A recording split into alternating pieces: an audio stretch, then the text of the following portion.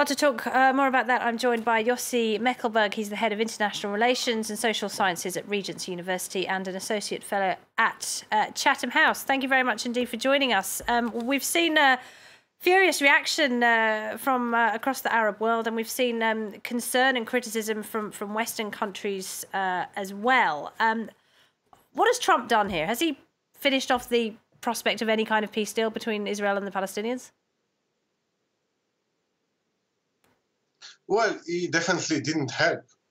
And especially for an administration that for months now claimed that it's about to introduce a new initiative for peace, he prejudices all the process even before it began.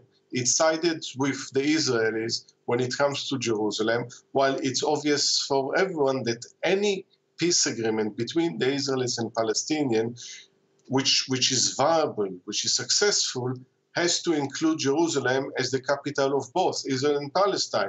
So he did half of it, but denies the Palestinian what they see as an equal claim for Jerusalem as their capital. Now, if the Trump administration, the United States, had any aspiration to be regarded as an honest broker, he definitely undermined his own position.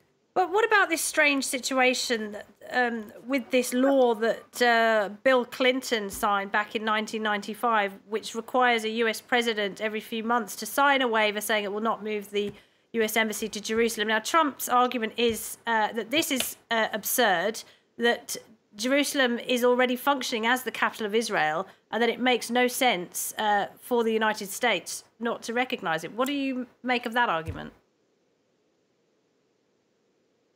Well, it's part of the idiosyncrasies of governing the United States and the relations when it comes to foreign policy between Congress and President. Yes, it's an absurd. It's an absurd, actually, that the issue of Jerusalem, the relations between the Israel and Palestinian peace agreement hasn't been reached 25 years after the Oslo agreement.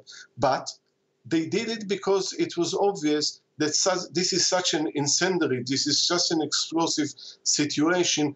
And at this point in time, in any point in time in the last 20 years, to do something like this, A, would undermine a peace process, B, might end in a situation which undermines also other governments in the region, undermines American interests. And as a result of it, they took a pragmatic approach in which rather have this, as you call it, an absurd situation, then ending with a political situation which might actually deteriorate and escalate the current delicate relations between the Israel and Palestinians and generally in the Middle East. There seems to be two kind of schools of thoughts emerging at the moment. One is that Trump is just doing this for his domestic audience, to please his own base and to please donors to him and to his political campaign. The other is that he does want to get what he's called the ultimate deal, a peace deal between Israel and the Palestinians. And this is all part of behind-the-scenes negotiations between Israel, the United States and Saudi Arabia, and that Trump is going to come up with some kind of proposal for a peace deal further down the road. What do you say to that? I think we are trying to do in the last 10 months with the Trump administration something which probably doesn't exist. We are trying to attach rationality when rationality is not there. Because his decision seems to be so illogical and irrational, we think it's so smart that we don't understand it. But maybe the simple truth, it is just not. And it's not a thought-through policy. There are no coherency within his administration. That's why many of his policies, like the health or the travel ban, end in the Supreme Court and then fail and then come back and there is adjustment. I think this falls probably more into this category.